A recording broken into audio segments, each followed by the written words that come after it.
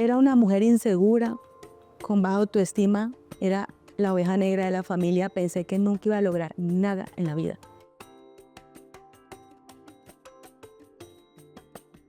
2000 champú mandamos a hacer, mira, a ciegas, en la fe, en la pura fe. Duraron 2 semanas. Llegaban a hacer fila, cosas así. Yo dije, no puedo creer que crean en mí. O sea, es que ni yo tenía la capacidad de creer en mí. Yo sentía que yo estaba experimentando a ver qué salía. Ni yo creía en mí como creían mis clientes. Hoy nos acompaña una mujer que llevamos meses coordinando nuestro encuentro, pero como siempre lo hemos charlado vía WhatsApp, hemos dicho, todo es en los tiempos de Dios y por eso hoy estamos aquí. Estoy muy feliz, estamos muy felices, emocionados. Uno, porque estamos en Alma Rosa, en su lugar y su creación. Acá estamos acompañados y la cámara también nos muestra alquimia. Entonces me siento muy feliz, muy honrada de que nos hayas aceptado esta invitación al podcast. ¿De quién estoy hablando? ¿De quién estoy hablando? Vanessa. Vanessa aquí nos acompaña. Un aplauso, por favor, a todos. Tenemos audiencia acá. Entonces, una mujer que nos ha llevado a conectar, tiene una comunidad maravillosa. La conocemos como empresaria, como dueña de Alma Rosa, de Alquimia. Pero más allá de eso, hoy vamos a conectar con la historia de Vanessa. No conocemos a Vanessa desde sus inicios, quién era Vanessa cuando era niña. Y bueno, para eso estamos acá. Bienvenida, Vanessa. Bueno, hola Silvia y a toda su comunidad. Un saludo fraternal de mi parte. Espero que esta historia de vida impacte en sus corazones. Estoy completamente convencida que así será. Vanessa, es indudable que nuestra niñez marca nuestra vida, marca y tiene una parte importante en lo que somos hoy y el resultado que somos como seres humanos. Están estos momentos y las situaciones que nos marcan y nos hacen tomar decisiones y tener reacciones de lo que somos hoy en día. Cuéntanos un poquito y vamos a Vanessa de 7, 8, 10, 12 años. ¿Cómo era su vida? ¿Qué soñaba hacer Vanessa cuando le preguntaban? Yo recuerdo mucho en el colegio que uno le decían, ¿qué quieres ser cuando grande? ¿Cuáles eran tus sueños, Vanessa? Bueno, la Vanessa de niña, la Vanessa digo yo porque tengo como ese dicho que soy la Vane, mi esposo, el Jason, no, o sea, es algo muy personal. Entonces, la Vane de niña quería ser veterinaria, era una niña muy habladora, era parlanchina, siempre, hasta el día de hoy he sido muy espontánea, pero también era una niña muy sola, con papás divorciados, cada uno en su trabajo, en ese esmero como padres de sacar sus hijos adelante. Era muy sola y aprendió a raíz de esa soledad a ser una mujer independiente o una niña en ese momento muy independiente de todo. De todo, hacía todo solita, estudiaba mis tareas, todo, me peinaba, era yo, estaba Yo, sola. ¿Y estabas acompañado en ese momento? ¿Tenías más hermanos? No, soy la mayor de, a ver, 5 hermanos. Soy la mayor de 5 hermanos y de papá y mamá fui la única hija, ¿sí? Ya después de los años es que mis padres vuelven a casarse con sus parejas y tienen más hijos, pero en ese momento era solo yo. Y las mayores, no sé, yo tengo esa teoría, pero las mayores siempre nos ha tocado quizás un poco más complejo, ¿no? Empezamos en esa formación de nuestros padres, de no tener las herramientas, de no saber cómo educarnos. Ellos hacen el 200%, pero en ese camino ahí la mayor siempre trae como... El alma mayor o del bulto, como se dice vulgarmente. ¿Qué crecí de pronto en esa soledad, con muchas ausencias y con resentimiento con mi mamá, ¿sí? Porque no entendía el porqué de muchas cosas. Y son cosas que ahora como madre puedo entender y saber que ella hizo lo mejor que pudo, que venía también de un hogar fuerte, donde su padre muere cuando ella tenía 15 años. Y también estuvo en esa soledad, hizo todo lo mejor que pudo. Y creo que como mujeres solo tenemos esa capacidad de comprender cuando somos madres, ¿sí? Entonces, sin embargo, no puedo decir que tuve una infancia traumática ni nada por el estilo. De pronto la separación marca.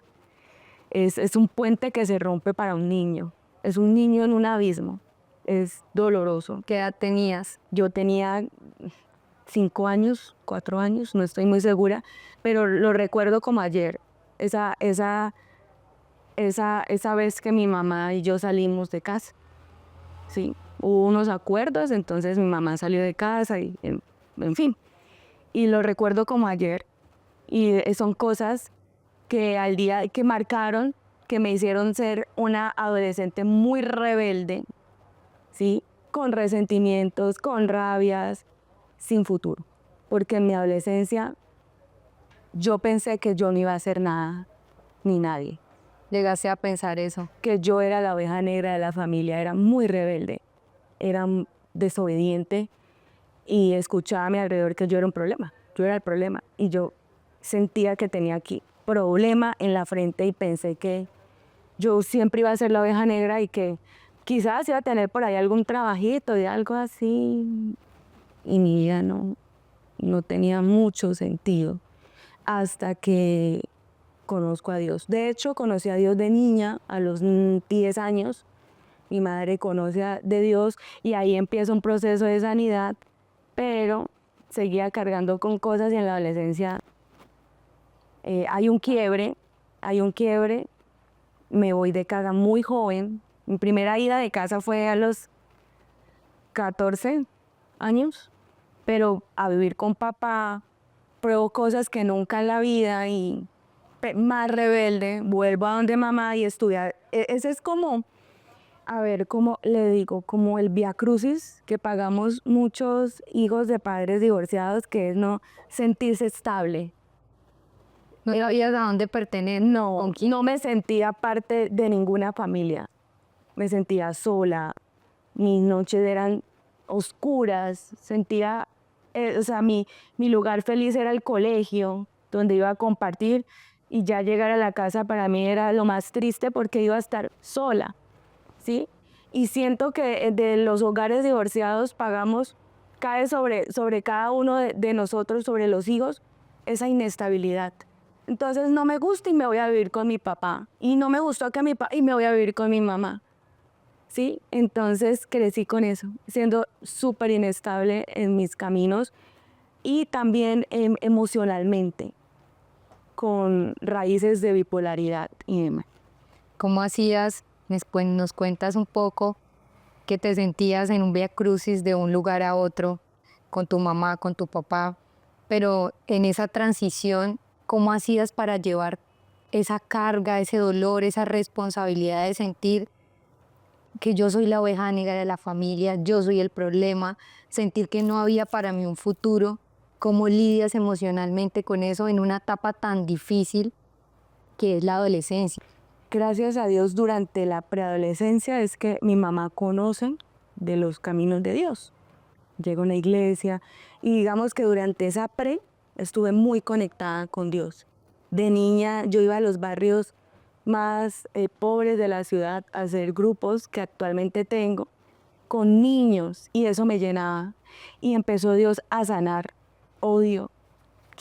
El odio que yo tenía hacia mis padres, eh, la, la autoestima baja que yo sentía en un colegio donde también me hacían bullying porque siento que a veces cuando no ven tanto a los padres presentes, otros niños se aprovechan y me hacían bullying.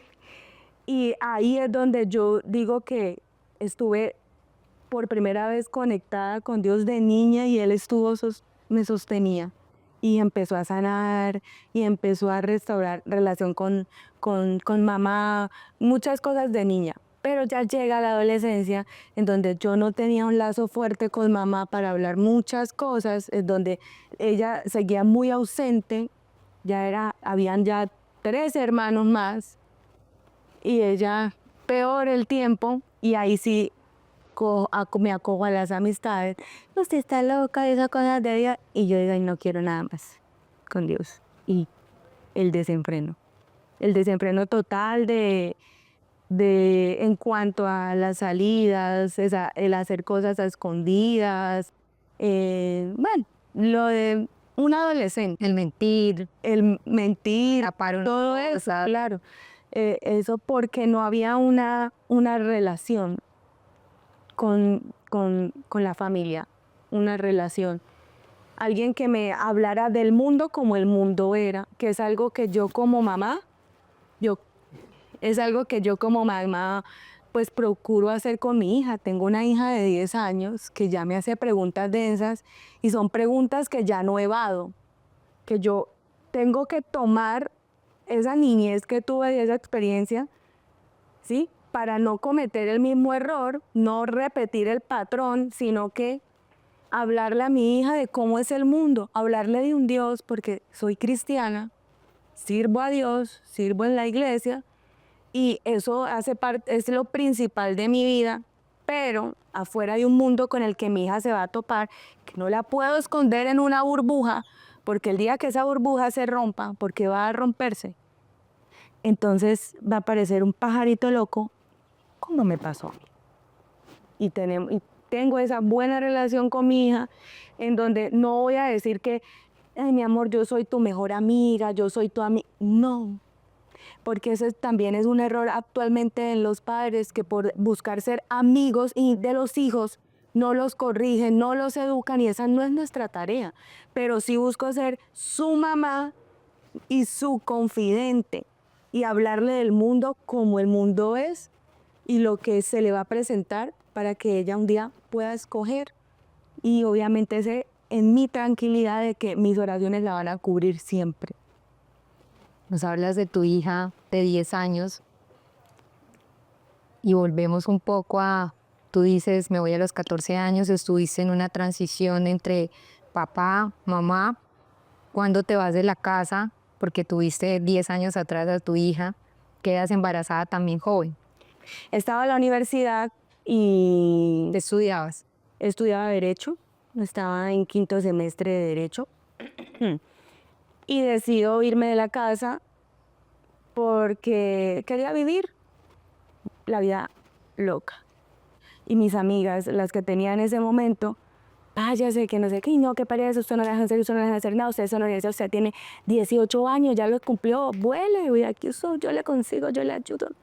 Yo cogí mi ropa, la meto en una bolsa de basura, y un día aprovecho que mi mamá no está y me voy, porque obviamente mi mamá no me hubiera permitido salir, y me fui a vivir donde una amiga que vivía también como de arrimada, donde una tía.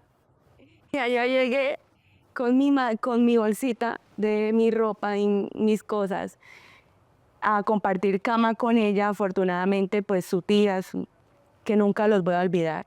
A Nelson y a Carolina nunca los voy a olvidar, porque no era de su familia, no era de era la amiga parecida de la sobrina que estaba ahí también, otra ovejita como era yo, descarriadísima. Y ellos me acogieron como de su familia. Estuve viviendo en esa casa un mes, haciendo lo que nunca en mi vida yo había hecho. Era una niña de casa, de papá, mamá consentida, le hacían todo, la comida, le tenían la ropa, todo. Y llego allá y yo digo, no, para que no me vayan a echar de aquí, yo tengo que ponerme la 10, y yo hacía las cosas de la casa. Cuando yo ni un calzón lavaba. Yo hacía todo en la casa porque yo sabía que me tenía que ganar un puesto ahí, porque Dios mío. Y me había hecho una promesa de que a casa de mamá no iba a volver. Y así se me caiga el mundo, no voy a volver, porque sentía pena, vergüenza. Cuando yo empiezo a vivir ya esa vida, a ver las responsabilidades que no vemos de jóvenes, que creemos, damos por sentado un techo y una comida y nos empieza a faltar porque hubo días donde yo no me metí un bocado a la boca, ¿sí? Ahí es donde yo empiezo a valorar lo que tenía en casa y decir, "¿Y qué hice? Pero no puedo volver otra vez con las piernas, no puedo". Y cuando empiezo a ver el mundo, a que los amigos, a las salidas, no cada 8 días, sino casi diarias, yo dije, esto no me gusta. Me fui por esto, pero esto no me gusta. Esto no es lo mío. Yo no quiero pasarme la semana borracha. Yo no quiero ver mi vida pasar así. Yo, ¿qué estoy viendo en los ambientes donde hay peleas de cosas horribles? No, ¿yo qué hice, Dios mío? Y, y- y ahí para remate, me da risa porque ya es un testimonio de mi vida. Conozco un muchacho que era parte de esa familia y quedé embarazada de alguien que no conocía. No tenía ni idea quién era ese muchacho. En una de esas noches donde tú no sabes ni dónde estás parada, quedé embarazada viviendo de arrimada donde desconocidos. ¿Cómo te enteras? ¿Empiezas con algún síntoma? Simplemente hubo ese primer instinto de que siento que estoy embarazada. Cuéntanos un poco de esa primera noticia. Bueno, yo vivía con esta amiga y tenemos un conflicto una vez en una salida, que no me gustó, que sí. Él era mi novio ya en ese momento. Él me dice, no tienes por qué aguantar humillaciones de nadie, vente a vivir conmigo. Y yo, bueno, estoy pasando las duras, las maduras, de todo. Yo, ay Dios mío, no, mejor me voy. Me fui. Uno piensa que con ese deseo que siempre tenía yo de por fin tener una familia, ¿sí? Porque a veces uno también es de joven muy inconsciente y uno también se aísla, ¿sí? Y como nunca me sentí parte de, por mi terquedad, no sé, por muchas cosas, yo dije, voy a tener mi familia, por fin. Y me voy a vivir con él. Teníamos 15 días viviendo y tenía el retraso. Me hago una prueba casera y estaba embarazada. Yo no lo podía creer. O sea, yo dije, la universidad aquí, mi mamá siempre me enseñó a mí a ser una mujer independiente, también financieramente, y dependía 100% de él financieramente hablando. Estaba en la universidad, él me estaba apoyando con ese tema. Y yo, ¿qué hice? Lo terminé haciendo. Dios mío, no. Me desesperé, pero abracé mi vientre en ese momento y sentí mucha felicidad. Porque nunca pensé en abortar o no conozco, realmente no lo conocía. Teníamos como un mes de de ser novios, ya estábamos viviendo pero al principio, claro, la preocupación, la angustia, la embarré, metí las patas, pero ya luego estaba muy feliz por ese bebé y empecé, pues estudiaba y hacía labores. Mi mamá, no nos hablamos después de que me voy de casa, no nos hablamos durante 4 meses. Y ya luego, pues no sé cómo se entera ella y me invita a la casa con el muchacho y hablamos y eso y volvemos así. Trabajaba con ella medio tiempo. ¿Y cómo asume ella cuando tú llegas a casa a esa invitación, ella ya No dijo nada. Sí, sí, creo que sí. No lo recuerdo muy bien, pero ella no me reprocha, no me dice nada. Ya yo no estaba, ella simplemente me acoge y me dice, cualquier cosa está en su casa. Usted lo tiene que saber. Y yo, sí, mamá. Pero ya había hecho mi voto personal. Terquedad, no sé. Y sigue, avanza el embarazo. Era ama de casa, trabajaba medio tiempo con mamá. Estaba en sexto semestre de Derecho ya. pesado? eh, ya empieza a haber conflictos muy fuertes con esa pareja. muy tóxicos, muy traumáticos. Tengo a mi bebé y durante ese posparto, cuando llego a casa de mamá, porque de posparto los 40 días los viví en casa de mamá porque ella me dijo, Vanessa, eso no me hace que... Él se empieza a comportar peor, a decirme cosas horribles. Yo con la bebé, yo, ¿por qué me insultas? ¿Por qué? De la nada. Y yo digo, no puedo depender de este muchacho, lo tengo que dejar. Va a pasar algo grave. Ya había pasado en el embarazo señales, pero ya ahí ya estaba la cosa más fuerte y digo, si estamos aquí donde mamá y él lo hace, ya empecé a tener miedo de volver a casa. Y tenía 15 días de haber tenido a mi hija, yo ya había tomado mi decisión, tengo que hacer algo, pero no quiero trabajar cumpliendo un horario, 10, 12 horas de trabajo y no ver a mi hija, porque no quiero que mi hija vuelva a sentir la soledad que yo sentí cuando era niña. No quiero. Entonces, ahí con 15 días de haber tenido la cesárea, tuve cesárea. Y es un procedimiento aparte de lo que ya Dios mío. es muy duro. Claro, me vengo a Bucaramanga, eso fue en el 2014, me vine a San Andresito a comprar polos de la selección, hacía compras al por mayor de leggings de la selección que estaba Colombia en su boom, que fue el mundial, mejor, y empecé a vender por Facebook, de las primeras personas en mi ciudad que empieza a comercializar, me empieza a ir excelente.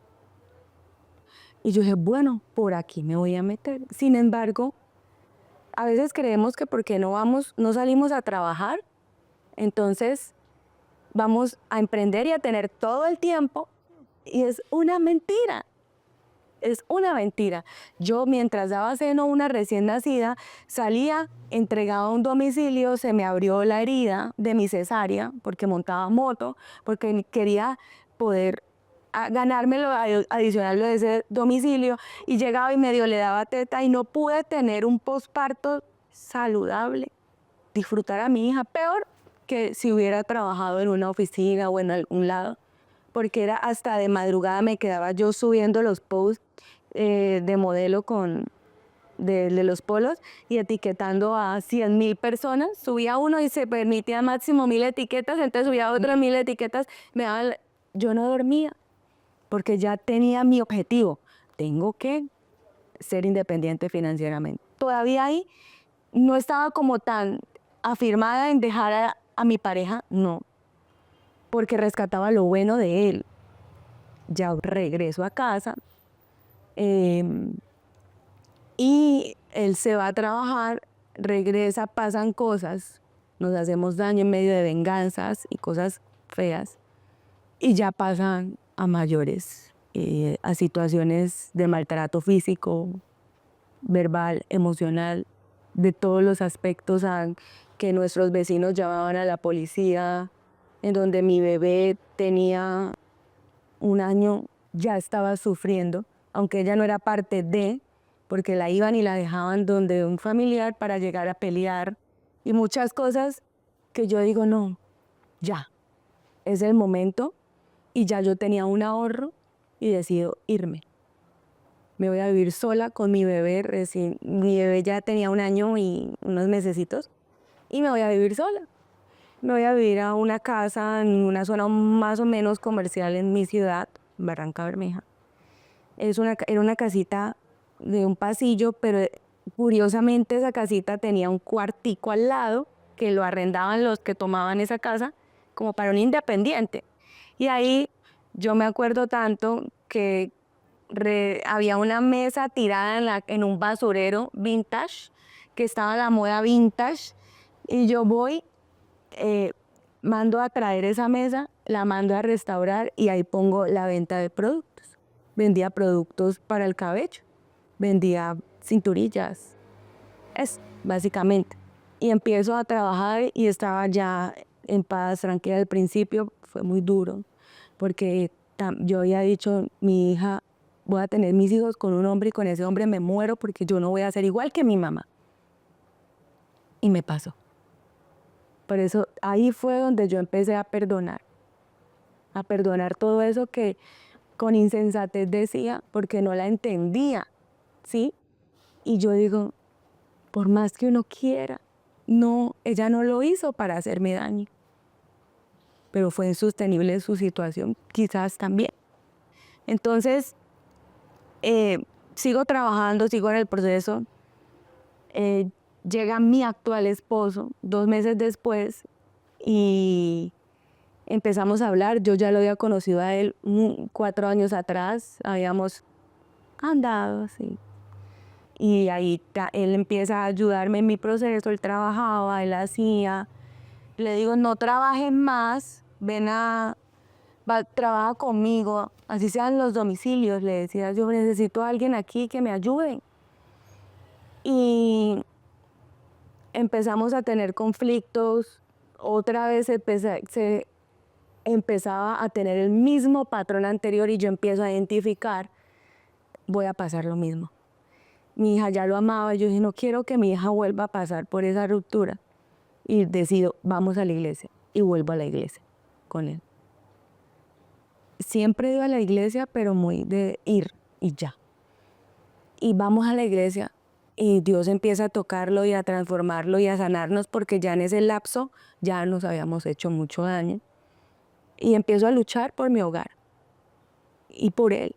Sé que era un excelente hombre, pero que tenía heridas y cosas del pasado. Y yo ya no estaba en posición de volver a abandonar, volver a votar, volver a pasar.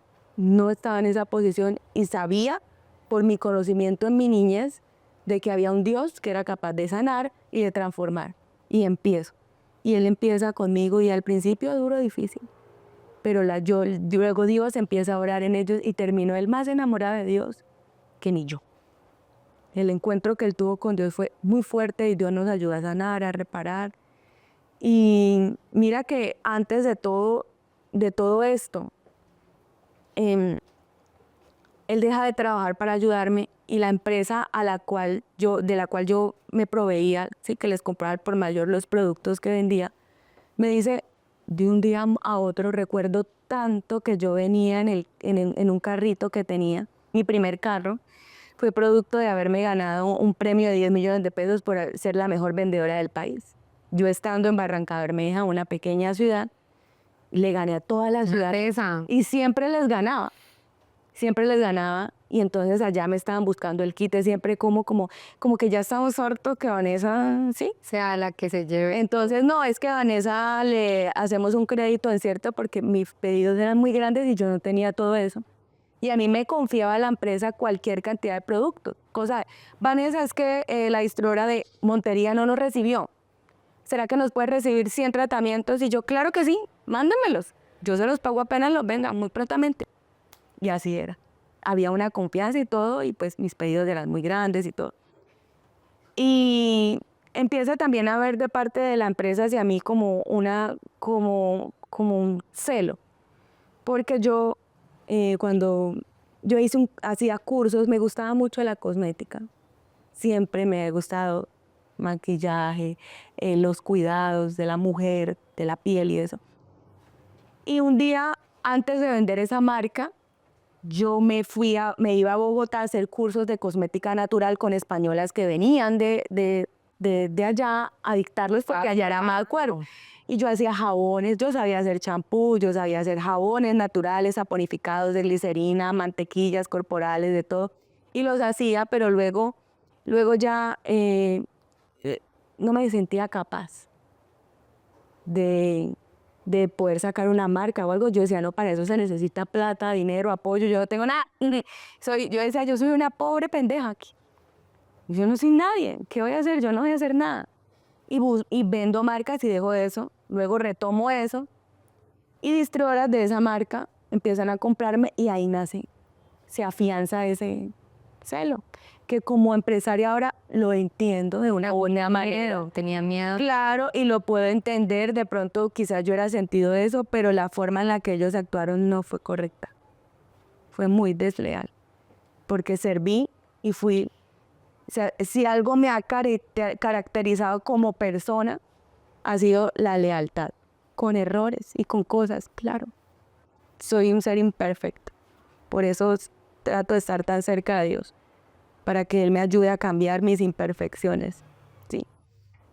Pero nunca se me cruzó por la cabeza el vender, el tener una empresa, ni el tener una marca capilar, porque estaba casada con lo que vendía. Y mi lealtad era con ellos, ¿sí? Y la forma en la que me dicen, ¿sabes qué? Ya no te vendemos más. Ibas en el carro, creo que Iba en el carro de un viaje, en el carrito que me gané. Venía de Santa Marta, venía alegre con mi esposo, con mi hija mayor, no estaba la chiquitica. Y me entro al celular, abro el WhatsApp en el grupo de distribuidores y dice, a Vanessa Rivero no le vamos a vender más porque ella está vendiendo tratamientos de aguacate, es una persona deshonesta, no sé qué, desagradecida de todo, enfrente de todas las distribuidoras nacionales de la marca. Y yo le escribo a la persona de la marca y le digo, hola, oye, ¿por qué yo no estoy vendiendo nada de aguacate? ¿Qué pasa? ¿Cómo así? ¿Por qué? No me importa, no le vamos a vender más. Esa fue su respuesta. Me eliminaron, me bloquearon de todo. quedas con manos cruzadas porque habías depositado todo. Mira, fue tan duro eso y todo lo que iba a pasar tan del enemigo en ese momento, que ese día nos chocaron, hubo un choque múltiple en ese momento, o sea, no sé, por todo lado, fue algo muy difícil. Llegué a mi casa a llorar y me sumí en una depresión. Un mes yo no me paraba de la cama. ¿Qué iba a hacer? Mi esposo ya había salido de la contratista. Yo amaba la empresa con mi alma. Hacía ferias en los parques, me inventaba ferias afuera de la casa de donde vivía. Hacía de todo por promocionar la marca. La amaba. Pues fue dolorosa esa ruptura, ¿sí? El ver que tu esfuerzo se lo estaba llevando a otra persona porque ya habían puesto a otra persona a vender esa marca. Y dije, eché un año de mi vida a la basura. Me entregué en alma, cuerpo, corazón, para nada. Y salgo de la peor forma posible, porque hasta en Facebook, en grupos, la marca salió a decir cosas de que ya esta niña no vendía nuestra marca de la forma más despectiva posible. Había gente alrededor que habían sido amiga, que cuando empieza en el proceso de emprender, hace cosas horribles y se va, y se reían. Y sentía yo la risa y la burla de todos a mi alrededor. Por fin recuerdo un comentario, ¿sabes? En este momento recuerdo un comentario horrible que pusieron en esa publicación de Facebook que hizo la empresa, que fue, por fin acabaron esa ladilla. Y era alguien que no conozco. Y al son de hoy no sé quién es. Pero había gente celebrando que yo estaba destruida, que yo estaba mal, y eso me sumió en la depresión horrible. Yo dije, ellas ganaron. ¿Ellas quiénes? Una persona que fue muy, muy cercana, mi amiga, le proporcioné un techo, muchas cosas, y que luego cuando empieza a emprender pasa algo en ella, cambia totalmente su actitud y me roba. Se alía con personas a las que yo no les caía bien por temas de novios del pasado y bodas, y empiezan también a hacer una campaña de desprestigio en mi contra en redes sociales. Yo me acuerdo que había importado de China unos cepillos, cepillo plancha, que fueron muy famosos, y colocaban una foto del cepillo, y en esos grupos, que cuando eran las redes era Facebook, ponían una foto, hoy quiero informar que estoy poniendo una denuncia a Vanessa Rivero Ortiz porque me vendió un cepillo plancha dañado. Y hacían ese tipo de cosas horribles. Y ellas fueron las que fueron a esa marca a decir que yo vendía algo de aguacate para el pelo, un tratamiento que yo hacía. Pero que eso, ante los ojos de un Dios, nunca fue real. Pero la marca ya pues quería, yo creo que ellos sabían que era falso, pero también aprovecharon eso para decir, oye, no, adiós. Luego hacen el post y ellos empiezan a reírse, a comentar, acabaron esta ladilla. Ese comentario que cuando lo leí yo sentía que me estaba desgarrando, fue algo muy, muy duro. Y me sumo a la depresión y aún estaba en la iglesia. Me acuerdo que el pastor me visitaba y me decía, Dios te va a levantar, ánimo, tú puedes. Y yo, no, ya esto no me para nadie. Tú estás joven. No, mi esposo, amor, y él empezó a orar por mí para que Dios me levantara. Me decía, Vanessa, ¿tú qué sabes hacer? ¿Tú qué me enseñaste? Él me ayudaba a hacer jabones, pero esos jabones, hacía jabones como de recordatorios, de corazoncitos, de yogur, de la cosa, de la mantequilla corporal. Yo no, pero eso es un hobby, de eso que vamos a vivir. Y tenemos una hija, porque él asumió esa paternidad de mi hija. Y él, vamos a vender eso. Y yo, no puedo, y estaba negada, estaba en negación. Ya después de un mes voy a la iglesia y me levanto y digo, voy a hacer algo. Y empecé a investigar para un producto capilar. Entonces, cuando estoy en ese proceso de investigar, hablaba con personas del campo que se ponían en el pelo. No, se untaban lina, melaza pura en el pelo. Las campesinas, para tener esas cabelleras, no crean ellas, muchas se lo cuidan con cosas del campo. Empiezo en ese proceso y le digo a la familia que voy a crear una marca capilar. Y ¿usted está loca? ¿Usted no tiene plata? ¿Dónde va a sacar eso? ¿Usted no sabe qué es crear una empresa? Eso es imposible. Bájese a la nube, que eso no... Yo, sí, ve, Vanessa, eso le pasa a usted porque usted no firmó el contrato. Porque la empresa de la cual yo vendía los productos me había enviado un contrato antes de que pasara todo eso para que durante 4 años yo no pudiera vender nada que no fuera de esa empresa. Nada. Yo no lo quise firmar porque yo tenía la proyección de vender maquillaje, que apenas estaba llegando al país. Entonces yo les decía a ellos, hablemoslo de la parte capilar, pero no, nada, para seguirte dando la exclusividad de tu ciudad. No lo firmé. Entonces, en ese momento me recalcan, le dije que firmara ese contrato para que no le quitaran eso, porque cuando uno no muerde la mano que le está dando de comer, no sé qué, me destruí. Yo me puse a llorar y mi esposo estaba ahí apenas como conociendo y me dice, nos vamos, nos fuimos. Fue en una cena en un centro comercial. Nos fuimos. Cuando yo me caso, es que empieza el crecimiento financiero como tú no te imaginas. Mira, te digo,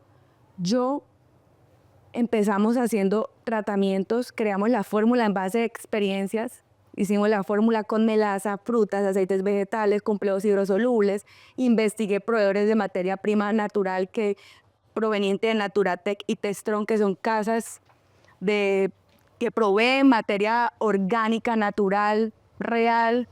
Hice mi tratamiento casero, adaptamos un lugar en casa. Mi esposo se pasaba con 1 litro de Coca-Cola haciendo 30 tratamientos 23 horas al día. Salían 2 tratamientos por licuada. Y empecé a promocionar mi cosa con una imagen ahí fea porque no tenía ni buen recurso. Y tenía el pelo largo, pero yo decía, ¿será? Yo ya fui la imagen de la marca, es mi ciudad. ¿Quién me va a creer? Si yo decía que ese producto era lo mejor, que no sé qué, que mi pelo era ese producto, y ahora que voy a cambiar de producto y que voy a sacar mi marca, ¿qué es esto? Nadie me va a creer. Yo, no, mi amor, no puedo. Él sí puede. Entonces me fui para la peluquería y me corté el pelo por acá. O sea, casi como yo lo Y de hecho, algo chistoso que yo dije, cierro el ciclo, ya pasó esto, fortalecida en Dios, que me estaba levantando, y me pinté el pelo de rojo, pero con un baño crema que me vendieron que eso se caía en 10 lavaditas. ¿Qué? 2 años duré para sacarme ese rojo ahí. Y el rojo que es complejo. Dios mío, yo no me caí, mi esposo se reía. Y aún apareció en redes, en una foto ahí. Bueno, hasta hoy ya le doy gracias al proceso que viví. Incluso recuerdo algo también muy especial, donde yo le decía a Dios, Dios, guíame, ¿qué hago? ¿Qué hago para que me vaya bien? ¿Vas a pedirle perdón a las personas que te hicieron daño? Me dijo el pastor. Pero yo no las conozco a muchas, yo no les hice nada antes, y a esta persona, Dios mío, no. ¿Tú quieres que Dios te bendiga? Sí, bueno. Les escribí a todos. Perdóname si hice algo, dije algo que te ofendí. A todos. Bueno, a las que conocía. Y a la marca también. Dije gracias por la oportunidad que me dieron 1 año de vender sus productos. Estoy profundamente agradecida. Los bendigo y deseo que les vaya muy bien. Gracias por la confianza depositada. Con ganas de decir muchas cosas, de mis heridas, ¿no? De esa ruptura que no merecía. Está bien que no me hayan querido vender más si sentían una competencia o algo, y ahora como empresaria lo entiendo, pero no era la manera, y quería decirlo, pero no. Solo pide perdón. Y qué pena, en todo ese proceso seguían haciendo los tratamientos, las 20 y pico de horas. No. Eso fue después, ¿no? Después, ok. Esto que te estoy hablando fue iniciando, para iniciar con toda la marca, proceso, ok. el proyecto. Pero ya después sí pasa, empezamos y puse, y ahora vamos voy a empezar mi nuevo emprendimiento. Los comentarios. Cientos de comentarios de las mujeres de mi ciudad apoyándome. Eran muchos más que las que no, ¿sí? ¿Y cómo yo lloraba, sentiste eso? pues, Claro. emocionalmente. Yo dije, a mí todo el mundo me odia. ¿Qué? Y llegaban y se quedaban a veces media hora afuera de mi casa esperando que sacara a mi esposo una licuada de tratamiento. Media hora esperaban. Llegaban a hacer fila. Cosas así. Yo dije, no puedo creer que crean en mí. O sea, es que ni yo tenía la capacidad de creer en mí. Yo sentía que yo estaba experimentando a ver qué salía. Ni yo creía en mí como creían mis clientes. Tengo una comunidad de clientes tan hermosa que me caminan para todo. Desde Barranca, que adoro mi tierra, bueno, que amo mi tierra, adoro solo a Dios, que amo mi tierra y eso. Y dicen que nadie es profeta en su tierra, pero yo puedo decir que yo sí lo fui en la mía y lo sigo siendo. Que me quieren, me aprecian y es mi punto más fuerte a nivel nacional, mi ciudad.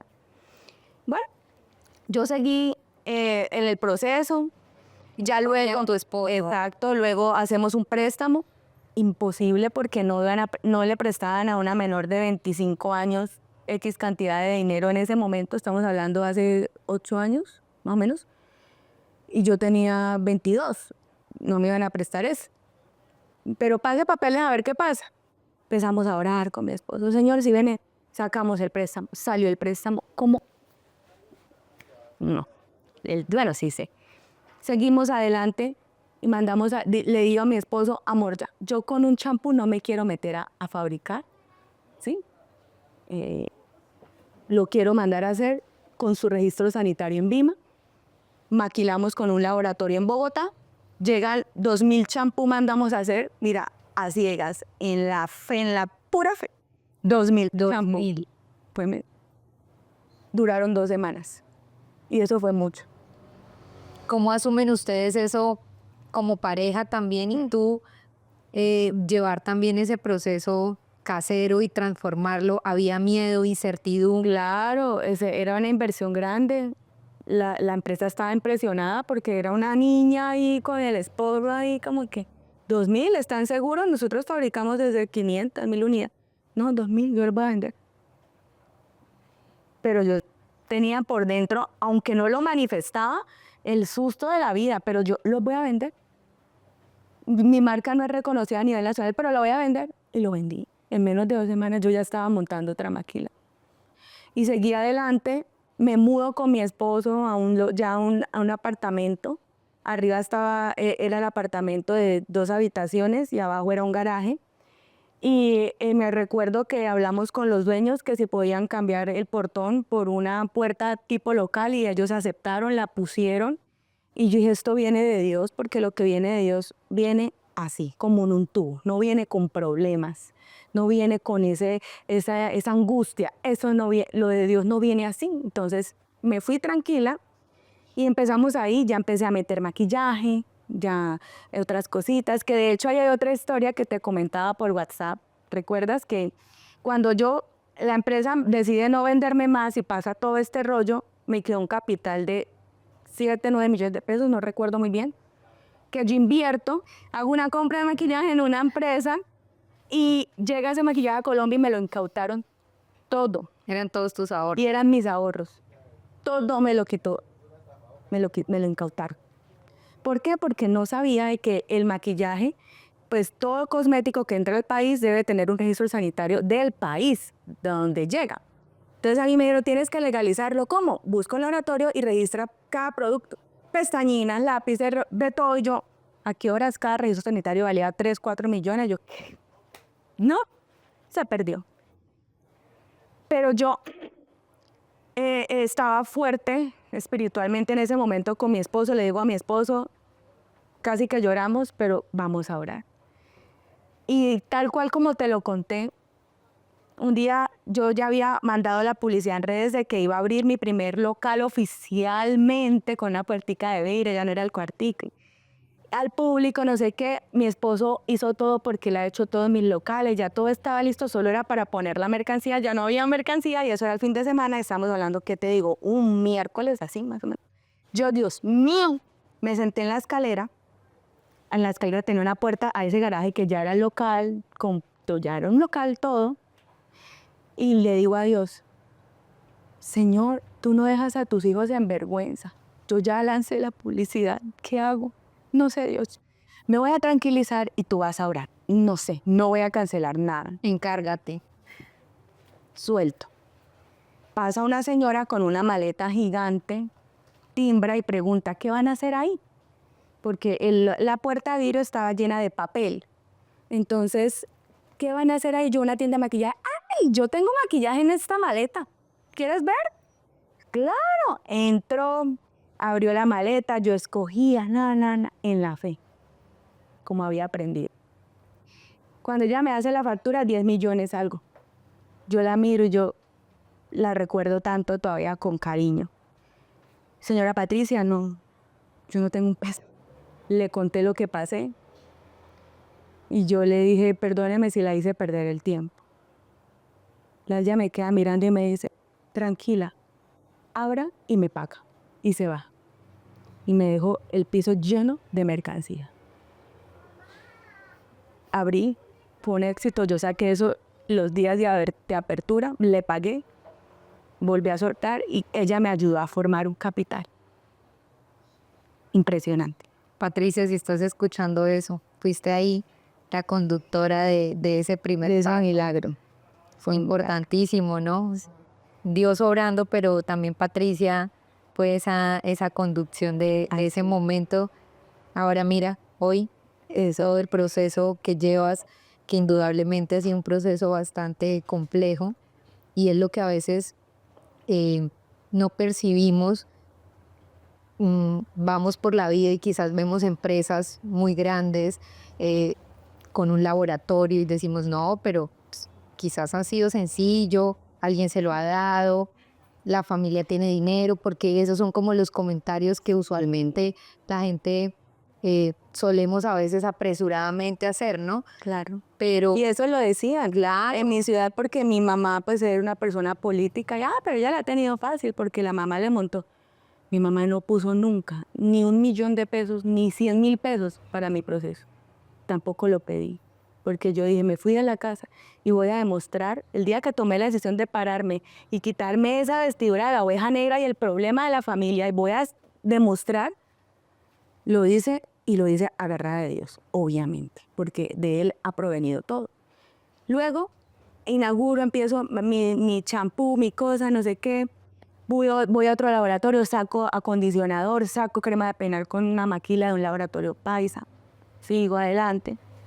Llegó el INVIMA al local porque habían puesto 2 denuncias de que yo fabricaba adelgazantes, que no es real y nunca pasó y nunca lo dice, pastillas de adelgazar. era una alerta. Pero era una alerta, los que hicieron eso sabían que con esa alerta el INVIMA iba a ir sí o sí, porque una cosa es una crema y otra cosa es eso. Y que también vendía productos del pelo sin registro sanitario, y claro, el tratamiento bomba, el casero, que nos daba demasiado miedo entregarle esa fórmula a un laboratorio, porque ya habíamos tenido la experiencia de que hicimos una fórmula con un laboratorio de un acondicionador y se la hicieron igual a otro montón de empresas, ¿sí? Se me pasó por alto firmar con confidencialidad y pasó eso, entonces yo dije, no, realmente no queremos esto.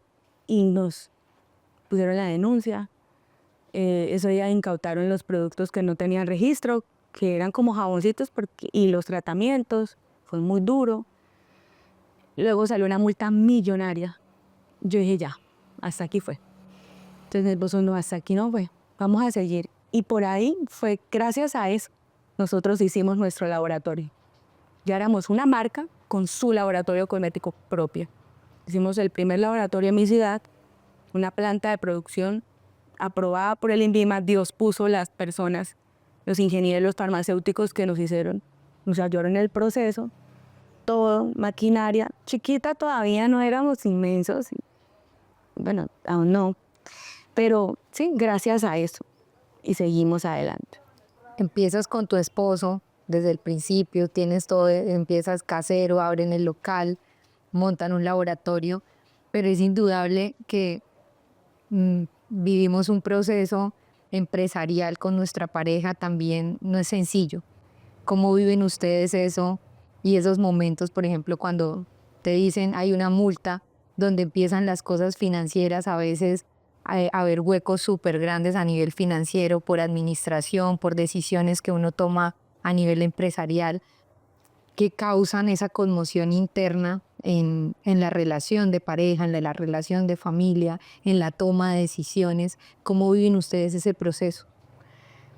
Creo que en esos momentos fue Dios el que nos sostuvo, porque eso puede llegar hasta acabar una familia, ¿sí? Todos esos procesos, hablo desde lo que hacían esas personas, hasta las denuncias, todo, hicieron todo, desplegaron una serie de cosas para acabar nuestro emprendimiento, porque nos estaba viendo muy bien. Y si Dios no hubiera estado en medio de nosotros como base, a lo mejor no, bueno, de hecho estoy completamente convencida de que no hubiéramos podido soportar tanta presión, porque la presión era por muchas áreas en esos momentos, pero estábamos fortalecidos, y aunque intentamos como tambalear, no, seguíamos fortalecidos en Dios, y eh, la sacudidita y bueno, vamos a seguir. Y sabíamos que Dios nos estaba respaldando siempre. Hago parte de tu comunidad y lo hablamos en una conexión que tuvimos. También viviste un momento bastante complejo a nivel de tu salud en la córnea. Tú nos das el diagnóstico mucho más preciso, que en parte llegamos juntas a la conclusión que la parte emocional tiene un eje fundamental también en todas esas cargas emocionales que tenemos, que se van acumulando en los diferentes ámbitos de nuestra vida, como mamás, como empresarias, como esposas, como colaboradoras en nuestro equipo de trabajo. Y llega esta presión, quizás esta carga, el control y el todo lo puedo manejar, y estalla en nuestro cuerpo de una u otra manera. ¿Cómo fue para ti ese proceso y cómo lo asimilas tú, lo que te pasó en tu ojo, específicamente en la córnea? ¿Venías ya de momentos de bastante carga emocional? Cuéntanos un poco antes de la noticia y de los síntomas que empezaste a sentir. Bueno, el año de la pandemia decidimos venirnos para acá, para Bucaramanga, y volver a empezar en cuanto a traer el laboratorio, mudarlo y todo, porque la empresa estaba requiriendo eso por temas de envíos, ¿sí? Y por otras cosas, ¿sí? Entonces venimos para acá, empezamos poco a poco como a apartarnos de Dios, a tomar decisiones financieras erróneas, ¿sí? Gastamos todo nuestro capital en la obra del laboratorio, y cuando nos dimos cuenta, no habían fondos para producir. Un capital que ahorramos años, un capital grande, no había. Todo se había quedado en paredes, en maquinaria nueva, de todo. Fue desde mi concepto, el error financiero más grave que tuvimos, porque hubiéramos podido no tocar, hacer un préstamo, porque hay deudas buenas y hay deudas muy malas, ¿sí? Y haber pagado, como para crear el segundo punto, pues adquirimos una deuda que pagamos sin problema alguno, pues lo mismo hubiera pasado, pero no. Empezamos a tropezar, y entonces empezamos a desesperarnos, a tomar decisiones. Yo te presto tanto y te cobro 5% de interés. Ay, sí, listo, la salida para la temporada. Ay, que la tarjeta. Bueno, ahí está ya no hay producción, entonces porque esos intereses nos estaban absorbiendo. Ah, bueno, y a tomar, y a tomar, y a tomar. Cuando nos dimos cuenta, había un hueco financiero inmenso y ya no sabíamos qué hacer. Alcancé a tener un local en Bogotá, bueno, un punto en Bogotá, un punto en Medellín, en los cuales no administramos correctamente porque pues siempre he sido de confiar plenamente y confié demasiado. No tenía un orden, una administración correcta y cuando fui a ver un año después de que empezó, pues ya había un huecote más grande al que yo ya había proporcionado. Y miro a mi esposo y digo, nos quebramos. Ya no tenemos cómo pagar, no tenemos cómo producir, no tenemos cómo surtir. Estamos acabados, le dije yo. Pero antes de entrar a ese punto de reconocer, yo cuando me vengo acá a Bucaramanga, me aparto de Dios, empiezo a entrar en una depresión que yo no me di cuenta. Me desconecto también de las empresas, de los negocios, de absolutamente todo. Y cargué esa depresión en mi alma de que yo me encerraba a llorar y todo eso. Y yo decía en mi mente, tengo que estar preparada psicológicamente para perderlo todo. En cualquier momento, esto es una ilusión. Lo que yo hice es una ilusión. Yo lo voy a perder. Así que me tengo que preparar. Vivía en un constante preparación para lo malo. Y eso es tener una fe a la inversa. Siempre estaba esperando que algo malo me pasara. Que me daba miedo hasta amar con profundidad a mi esposo, porque él un día me iba a dejar y se iba a ir. Entonces yo era, que es el lugar donde vivía un día me iban a quitar todo lo que yo, o sea, vivía en eso.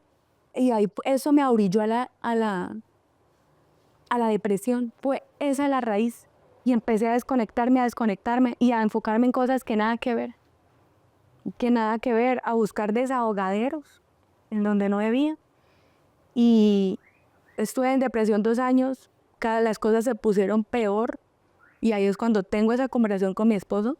Le digo, yo creo que ya nos quebramos ya, no hay nada más que hacer, separémonos. Ya, ¿qué vamos a hacer? Yo ya no lo amo. Y sí lo amaba, pero le tenía rabia, resentimiento, muchas cosas por cosas que ya se habían dado en medio de esos años. Entonces, él no, vamos a hacer, busquemos una salida, Vanessa. No, quería huir. Le dije a mi esposo, el único que nos va a sacar de esto es Dios. Si no estamos perdidos, llevados y hasta aquí vamos.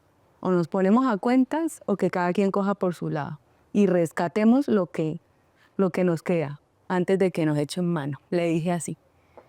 Y él le dijo, estoy de acuerdo, lo sé bien, vamos a ponernos con Dios. Y empezamos un agosto del 2023. Empezamos el proceso a buscar esa conexión, esa santificación, ese todo. Y un mes después empezó a molestar mi ojo izquierdo. Me molestaba, me daban dolores de cabeza tipo migrañas. El ojo de un momento a otro veía negro. O sea, lucecitas como cuando tú te golpeas, negro y luces. Y yo le decía a mi esposo, me duele el ojo, me está pasando algo raro. Y él, no, estás bien, porque a veces, o sea, teníamos tanto encima y como eso, ¿sí? Entonces dije, no, estás bien, estás bien. Yo, bueno, me fui a una feria comercial y me sentía mal, me dolía el ojo, me dolía, hasta que ya decidí ir a urgencias y me hacen un mal diagnóstico de ese ojo. Me ponen un tratamiento 2 semanas y el ojo se me agrava. Se me agrava, dijeron, tú tienes herpes en el ojo. Tú sabes que el herpes lo llevamos en la sangre y solo a algunos se les desarrolla. El herpes como tal de la piel, ¿no? Y era un mal diagnóstico. Yo lo que tenía, luego me ven mejores especialistas porque el ojo todo esto de las venitas se reventaron, el ojo se volvió sangre, o sea, como músculo en esta área. Tenía un punto verde en el ojo, tenía una mancha blanca en el ojo. Era traumático. ya no soportaba la luz, me tocaba bajar a almorzar con gafas negras, porque la luz que entraba a la sala del sol era como si me apuñalaran el ojo. Sentía un vidrio en cada parpadeo, yo sentía un vidrio, como cuando tienes un mugre que te lo quieres, eso yo lo sentía, lo sentí. 3 meses, 4 meses. Me tocaba ir al médico. Larguísimo el proceso. Fue larguísimo, me tocaba ir cada 2, 3 días a controles. Y yo no sanaba. Y yo le había dicho a Dios, Señor, yo llegué aquí por una situación financiera muy difícil, pero yo no quiero que mi amor a ti dependa de que tú me des, de que tú me hagas o si me sanes. Tú verás, te entrego mi ojo, y oraba por la sanidad de mi ojo y seguía en el proceso de restauración porque es un proceso duro. En ese proceso me tuve que alejar de personas que amaba y me quedé sola, enferma.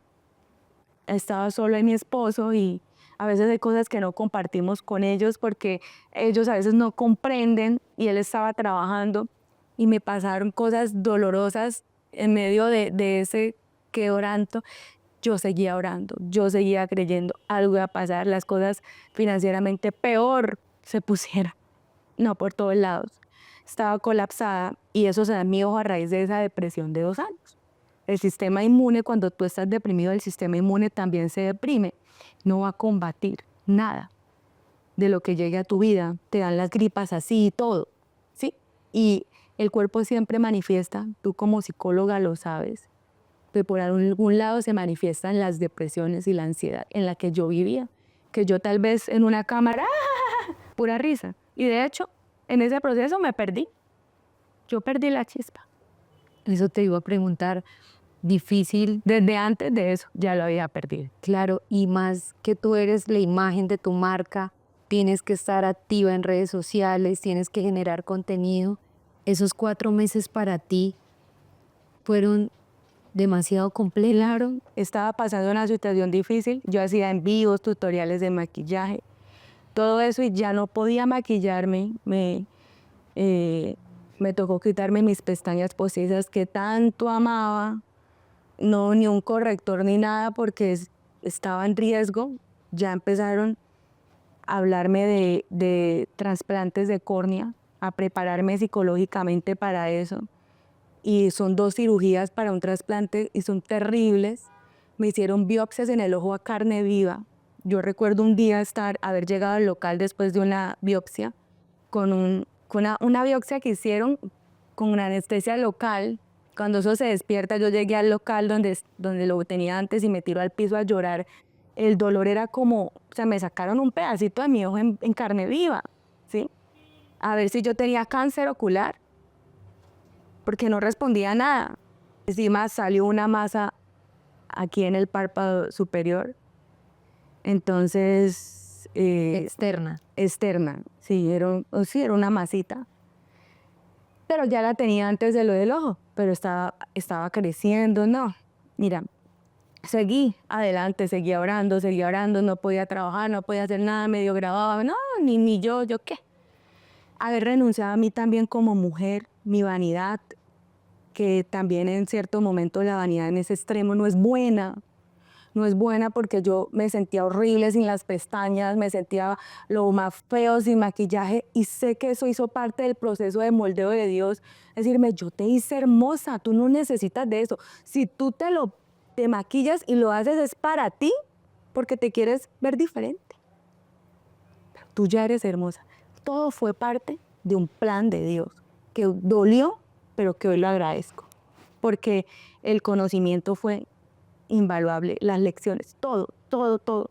En diciembre me quitan la masa, me operan y por fin respondo a un tratamiento. Llega enero y ya mi ojo estaba sano. Estamos hablando de septiembre, más o menos finales, a enero. Ya empezó a maquillarme un poquito más. Eso ya fue este año y sigo adelante. Vienen más procesos. En febrero me doy cuenta de que a raíz de esa situación, que yo estaba desconectada nuevamente, ya no porque quería o por una depresión, sino por salud de los negocios. Me roban 8 millones de pesos. dije, me harté, cierro el local, ya no más. La decepción, el dolor fue algo, yo sentía que se me partía el corazón de que había confiado en alguien y esa persona había aprovechado mi situación para robar.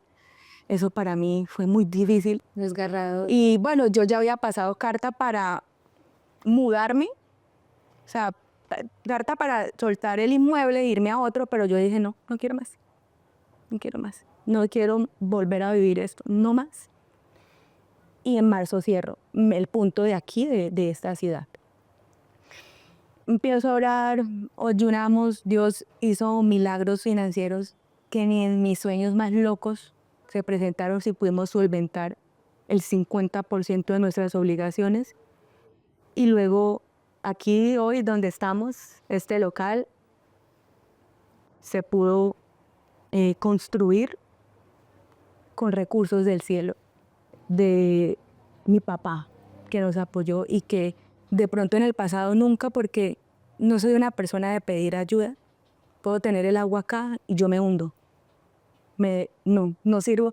Oye, ¿me puedes ayudar? No, me cuesta. Todavía trabajo con eso porque no es sano, ¿sí? Y a raíz de mi papá, ese apoyo, monto nuevamente, vuelvo a empezar y sigo en lo que tú puedes ver hoy, que siempre diré, gracias a mi papá. Dios, yo iba a vender todo, porque me sentía la mujer más fracasada sobre la tierra, más frustrada. Sentía que tenía una pila de tierra encima, enterrada. Y iba a vender ya, vender para pagar deudas que estaban a nombre de él, pero eran mías, para que pues no afectarlo, porque eso me aterraba esa idea, ¿sí? Y dije, yo vendo, pago y con lo que me quede me voy, porque yo no quiero volver a pasar por ser la burla, como ya lo fui en un pasado. Y él me dice, tú no vas a vender nada, porque esto que tengo se va a vender y yo te voy a ayudar. ¿Dónde está su Dios? Y eso para mí fue porque yo vivía en la iglesia y estaban sin fe, porque ya tenía todo aquí. Tenías la fe contraria. Claro. Y no, yo dije, oye, mi papá, que es un hombre que no es creyente, me dice esto porque a veces Dios también usa hasta el que no cree para hablarte. Decir, oye, despierta. Dios necesita ver nuestra fe para poder obrar, porque sin fe es imposible agradarlo y es imposible contar con su intervención. Es así de simple. Entonces, pasa eso, más o menos en marzo, después de mucha oración, ayunos, muchas cosas, y volvemos hasta lo que ya tú ves hoy. Es hermoso. Todo. Pues una energía maravillosa. Tiene una aura, los colores, todo. Y se siente que acá está Dios y es el líder de todo. Yo siempre también he hablado un poco cuando me preguntan pero ven, toma esta decisión, hagamos esto. Y yo, espérame, lo consulto con mi socio. Espérame, lo consulto. Y yo siempre lo digo abiertamente, mi socio mayor es él. Y todo siempre lo dejo. Es más, nos ha pasado que ciertas personas, vamos a grabar, y a último momento me dicen, no. Y a veces, claro, uno se congestiona y dice, uy, pero el tiempo, todo lo que uno organiza, el equipo. Pero después digo, bueno, Dios me dijo, no era el momento, no era la persona. Entonces lo asume uno porque ya el control no está en uno, está en él, la guía y el control. Pero claro, ir en uno en ese proceso de aceptación es complejo, porque uno quiere que se haga la voluntad y la obra de lo que yo pienso, lo que yo quiero en el tiempo y en el momento que yo deseo. Y Él viene a liderarnos de una manera distinta. Vanessa, has sido una mujer inspiradora, has cambiado la vida de muchas personas, seguidoras tuyas, formando una comunidad maravillosa, donde se conectan contigo por lo que eres, por lo que transmites, pero por supuesto desde Alquimia también has restaurado la confianza porque he visto muchos testimonios de la marca y pienso que eso ha sido también un motor fundamental, porque nos contabas anteriormente, cuando dices nadie cree en mí y recibes todas las reacciones positivas y te dicen hay un apoyo, tú dices eso también es una batería extra, sentir que no estamos solos, que estamos acompañados, que hay una comunidad que permanece y tú ratificas mucho que tienes una comunidad maravillosa. Y formar eso en ti ha sido un proceso, hay un proceso largo. En todo este recorrido, Vanessa, ¿qué has descubierto de ti, Vanessa? ¿Qué es ese cambio, esa reconstrucción? ¿Cuál ha sido ese aprendizaje contigo misma? Que tanto yo como cualquier mujer puede lograr lo que se proponga, independiente de las circunstancias que atraviese una vez se conecta con Dios. Ese es mi aprendizaje principal. Mira, Silvia, hoy en día hay tanta ansiedad, tanta depresión, porque estamos en una carrera por superar, y a veces no a nosotras mismas, sino a los demás. Cuando yo entiendo que lo que yo tengo que superar es lo que veo en el espejo, y reconozco que no puedo sola, que necesito una conexión con mi Creador, las cosas cambian. Era una mujer insegura, con baja autoestima, era la oveja negra de la familia, pensé que nunca iba a lograr nada en la vida, nada, ni sobresalir de ninguna manera. Pero Dios restableció en mí mi autoestima, mi seguridad, una resiliencia fuerte de que cada ladrillo que me lanzaron suena cliché, pero es así. Así se Lo utilicé para reconstruir algo más. Cada situación adversa, si yo miro hacia atrás, que yo pensaba que ya me mataba y que ya me morí, me sirvió para un crecimiento más, un logro más. Y ya dejé de convertir en el trauma, en la víctima que yo me sentía víctima de un divorcio, de unos padres. Ya, dije, no más, no soy víctima, no más, yo soy victoriosa.